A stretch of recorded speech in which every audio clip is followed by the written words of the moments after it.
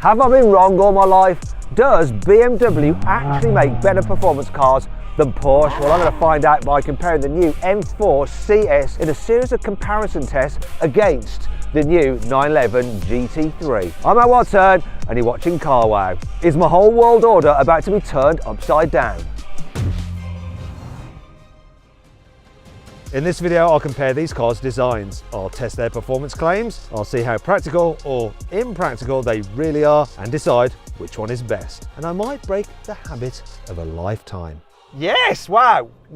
Let's start off by comparing how these cars look. So the 911 GT3, to most people it just looks like a normal 911, but those who know, because you've got these vents here, these little nostrils, and you've got the front splitter there with GT3 on it. There's some visual upgrades with this bit, and this one has carbon fibre. That's an optional extra, and more on that later. It's a good looking car. Now this looks mean though, doesn't it? Here, the BMW aggressive grille really works. You've got like red accents on it, and importantly for this CS, you get carbon fibre here. It's just much more aggressive than the standard M4. These winglets here and this front splitter.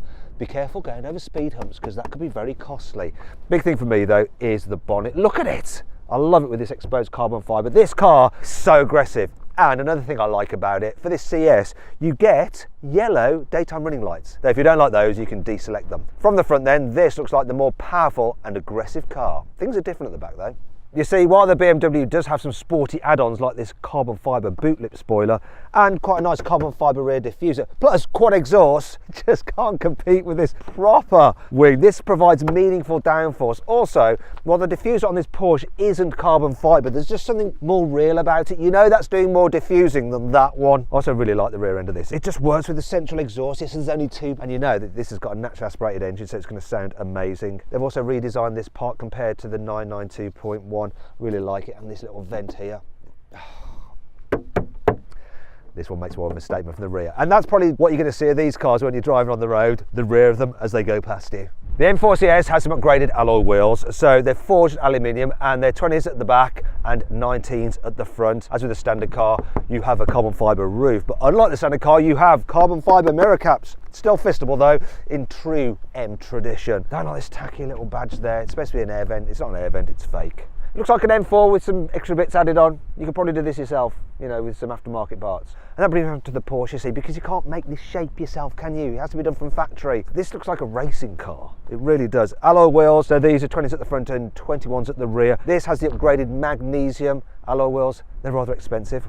We'll come to that as well later on. And it's got some other bits like the carbon fibre mirror caps. They're not standard on this car, obviously. Porsche will take you for every penny you have. I like the look of these door handles, but they're just not so nice to use as the ones on the BMW. From the side, it's a non-contest. This just looks beautiful. The CS version of the M4 has the same 3-litre twin-turbo straight six as the normal M4, but it's got 20 more horsepower, so 550 in total. It has the same 650 Nm of torque. It drives all four wheels via an 8-speed automatic gearbox. And this big bonnet, which is made out of carbon fibre, is really handy at blocking the wind from me, and I'm keeping myself warm on the engine. Can't do any of that with a Porsche because you can't really get to the engine unless you get it on a lift. That has a 4-litre naturally aspirated flat six with 510 horsepower and 450 Nm of torque. Has a 7-speed dual clutch automatic gearbox which drives the rear wheels only. That weighs 1480 kilograms. This weighs 1760 kilograms. So 280 kilograms heavier. So what's that going to do to the performance? 0 to 60 is supposed to take 3.4 seconds. Left foot brake, floor the throttle. Noise control is ready. That just hooked up. That feels good. 3.1 seconds. What's the quarter mile? What's it going to be? Blimey. 11.1 quarter mile. That is... Wow, that is so fast. So fast.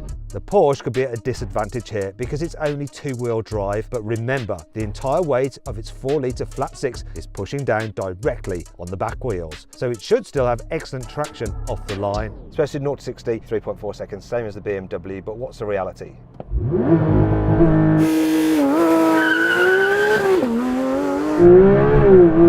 That was a good one. Yes! Yes! Come on, can you beat the BMW? Ah! beat it to 60, that's for sure. But quarter mile, beat by 1/100th of a second by the BMW. I mean, how close is that? But it's insane that this is rear wheel drive, right? And it manages to do that. So the BMW is the quickest by the narrowest of margins, but does it sound the best? Go on then.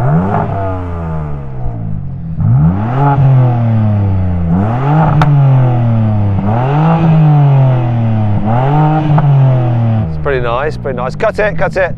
Let's have a listen to a naturally aspirated flat six. Oh, oh yeah. Okay, we've got a soft limiter, but it sounds good. Do this special stop, stop. Right. Stationary revving, no question, that sounds the best. Now let's hear them when they're driving.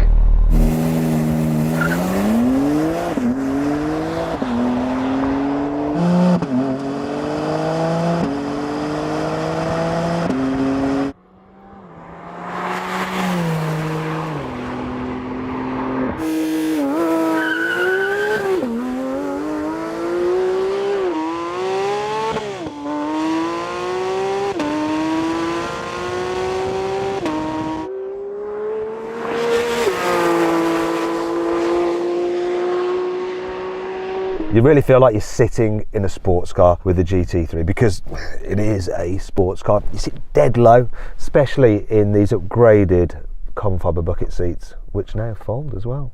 Oh, they've also got this feature. Look, you can remove the headrest. Oh, can I do it?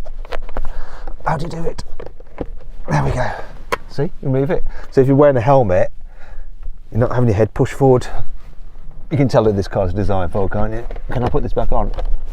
There we go. Yeah, it's a really nice interior, feels solid, well built, and the infotainment system, it's very easy to use, and you've got wireless CarPlay and Android Auto. Digital dials, they cause a bit of controversy, but I actually really like them, and I like the way you can change from a normal rev counter to this more sporty one with the red line at the top. I quite like that. I like the fact that they've kept the little paddle switch to like start the car rather than on the standard 911s where it's like a push button, but there are some buttons that had to fit because of the new safety rules, which means that you have to have ADAS systems on, so lane keeping assist and speed limit warning, but you can press that button then quickly toggle them off. I also like the fact that Porsche's kept the physical buttons for the climate control, so you can set your temperature really nice and easily. And this car is lovely inside, but it's got so many options fitted to it. I'm going to come through the spec list in a bit and it will blow your mind and your wallet.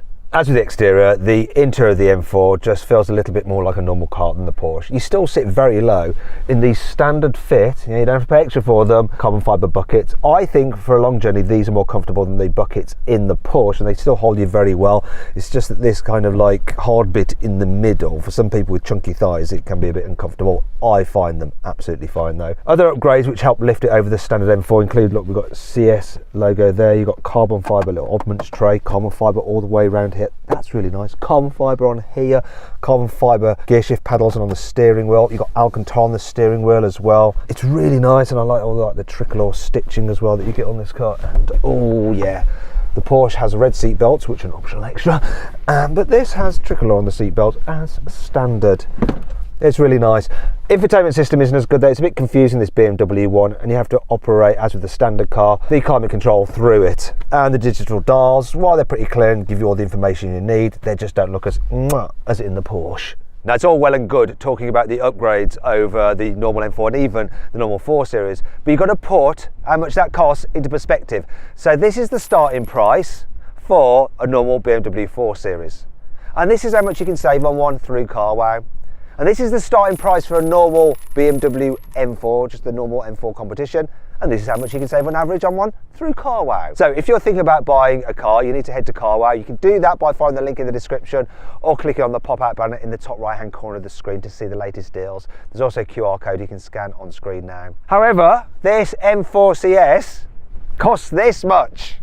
Yeah. Actually, the car we've got here is actually this much, because it's got some options fitted to it, but there's only two. The first is this lovely Riviera blue paint job. Can you guess how much that is? It's this much. And they didn't even finish the bonnet. Then there's the carbon ceramic brake upgrade, which costs this much. I think that's a lot. Wait till we get onto the Porsche. An entry-level Porsche 911 Carrera starts from this much. The GT3 starts from this much. So the price walk is actually less than going from a base 4 Series all the way up to the CS. However, Porsche won't let you stop walking, you see, because you're going to have to fit some options to your GT3. No one just buys a base spec GT3. And I'm going to take you through the options on this car and we'll see where we end up, because it's quite frightening. The optional Visac pack includes carbon wing end plates, mirror caps, bumper trims and a painted carbon roof with carbon anti-roll bars, a carbon roll cage and carbon interior trim, alongside interior Racetex trim and various Visac badges. The extended leather and Racetex trim with red stitching is also optional, along with folding carbon sport seats, red seat belts, red trim on the stopwatch and rev counter and Bose stereo. Exterior options include front PPF, tinted matrix LED headlights, Visac courtesy lights and the all-important front axle lift. But the most expensive individual options are these carbon ceramic brakes and gorgeous magnesium wheels. In total, the options on this car come to £60,450. Do you know what really blows my mind is that you can spend over 60 grand on options and you still have plasticky sun visors.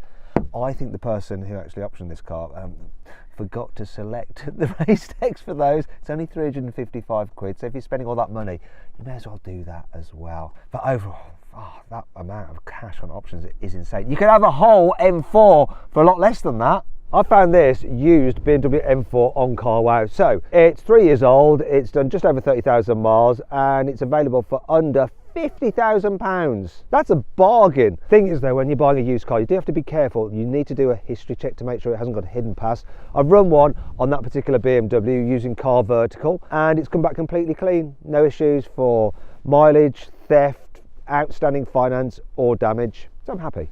I'll tell you what I'm also happy about. These new carbon fibre buckets fold forward.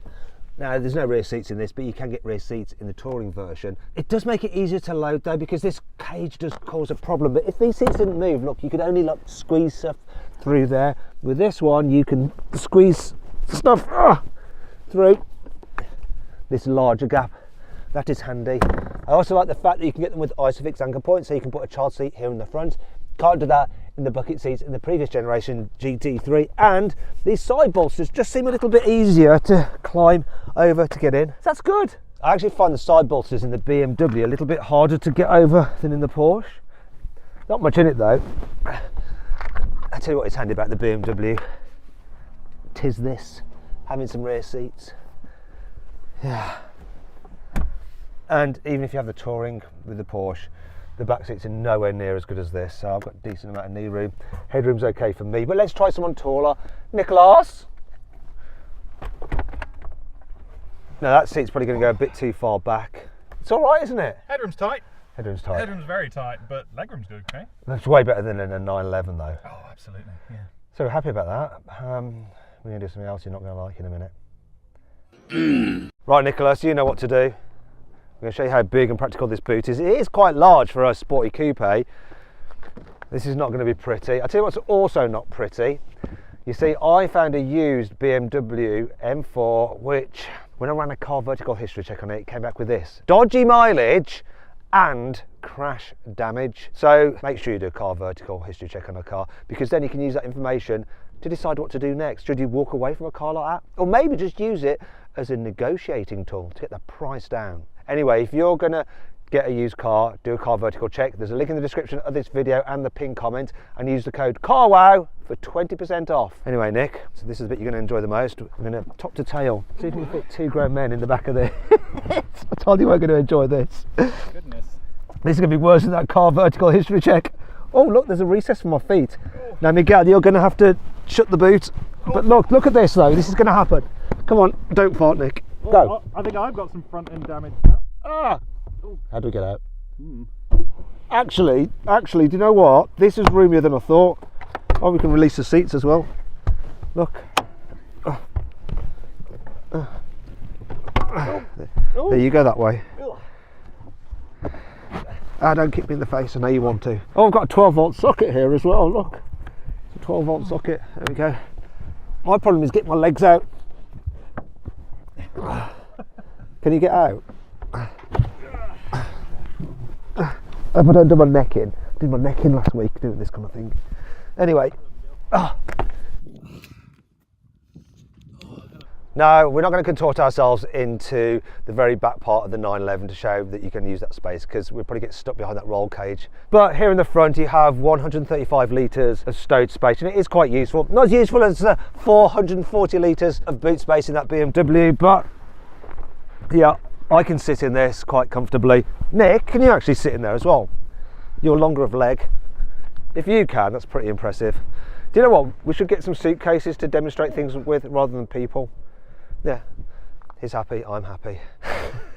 Nonsense. Let's take a break from the nonsense to talk about these cars' brakes, the optional carbon ceramics. So on the BMW, we've got 400mm disc up front, gripped by 6 piston calipers, and 380mm at the back, gripped by a single piston caliper. Here on the Porsche, we have 410mm at the front, gripped by 6 piston calipers, and 390 at the back, gripped by 4 piston calipers. Ooh, so Porsche's a little bit better. We've also got different tyres on the cars: Michelin Pilot Sport 4S's, Michelin Pilot Sport Cup 2s, better when hot, better when cold. And that's what we're going to do. We're going to do a cold brake test, and then we're going to do a hot brake test and see how the cars perform in those 2 different scenarios. Will there be any difference? Let's find out. Cold tyres, cold brakes, what we're going to do, 100 mile an hour. Cold tyres and brakes. That seemed to take quite a distance. Let's have a look. 88 metres to stop from 100 miles an hour. We're going to see what the Porsche does.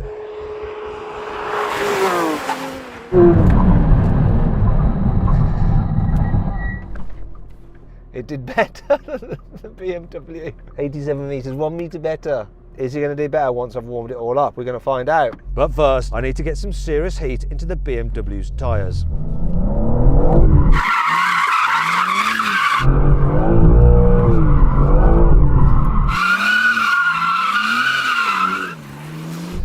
There we go.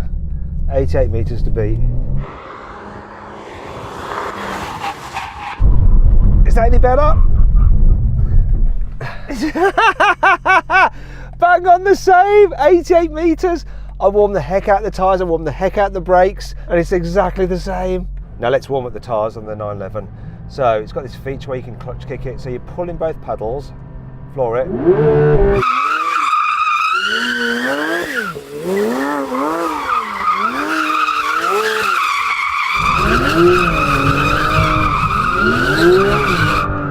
There we go. Should be ready to razz it. It's definitely a little bit more edgy than the BMW. Is that better? I don't know if it is. Yes! Wow! Wow! Hot brakes, hot tyres, 80 metres. I've taken 7 metres out of it by having everything warmed up. It's mad how it didn't affect the BMW, but it affected this. Maybe that's just the nature of the brakes, and in particular the tyres in the BMW. These Cup 2s on this, you've got to get them warm for them to do their job, and then they definitely do their job. It's easy to get your tyres into their ideal temperature range on a track, but it's much harder to do on the road. And this could be one reason why the BMW with its Michelin Pilot Sport 4S's might actually be a better all-rounder. But let's find out. When you're on it, oh, this thing feels properly fast. The engine likes to rev for a turbo, and it sounds good, though I know a lot of the sound that I'm hearing on the inside, it's kind of pumped with the speakers. The car will rotate on you a bit, so it's quite mobile and it's fun and engaging, and it's nothing but predictable and smooth, like you know what it's going to do. And then you can apply the throttle to sit the back down and stop it rotating, and just control it or make it rotate even more. The halfway house for the traction, the MDM mode, is really well balanced, so it gives you some fun and some slip without hanging you out to dry. It is fun. And it's great, you know, you've got a car that you can use with your family. I know it's a coupe, so it's not the most practical, but still, back seats and boot does the job. And then it's a proper, like, nutty sports coupe when you want it to be.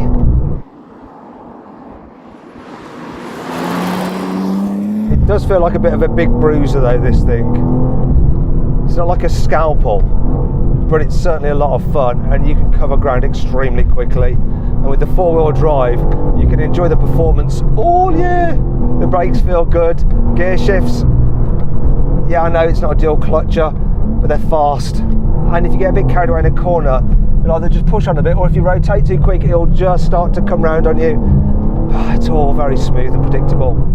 Whee! Oh, it's so nice. Do you know what? Drive this in isolation, you're like, yeah, what a car, what an absolute legend of a car. And just that step up over the standard M4 without any compromise in terms of like the comfort levels and just everyday usability. BMW's M Division do this. When they release the special editions like the CS, they're always they have that special sauce that seems to be more than the sum of their parts. I mean, I love it, I do. But even though you could actually use this car every day, the M4 CS hasn't forgotten how to be a total hooligan. The two-wheel drive mode is pretty cool as well because you can just give it a lot of slidey slide.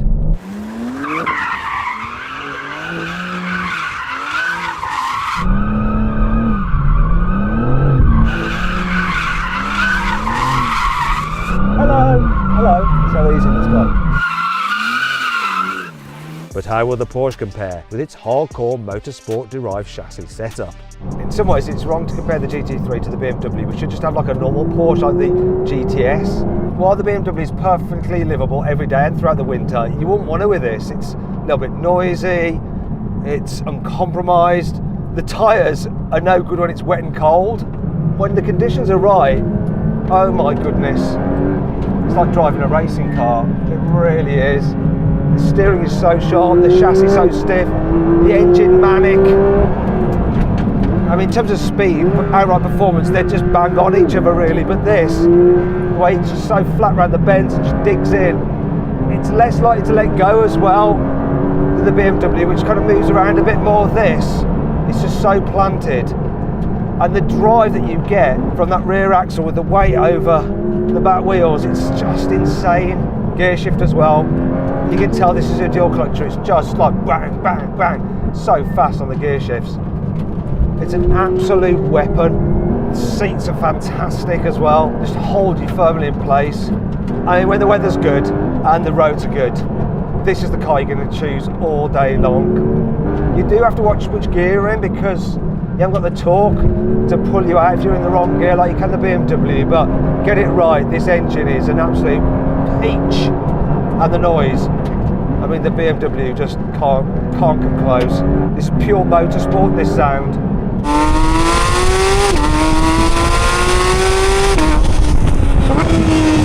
And you can really feel it dancing underneath you when you do chuck it about.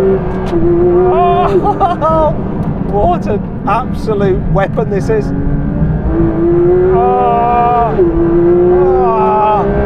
All the way to 9, yes please.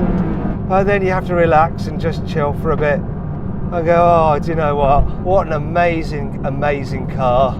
But it's only amazing on the right kind of journeys.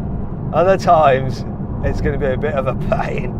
This is the car I want, but it's not necessarily the car I or you should have.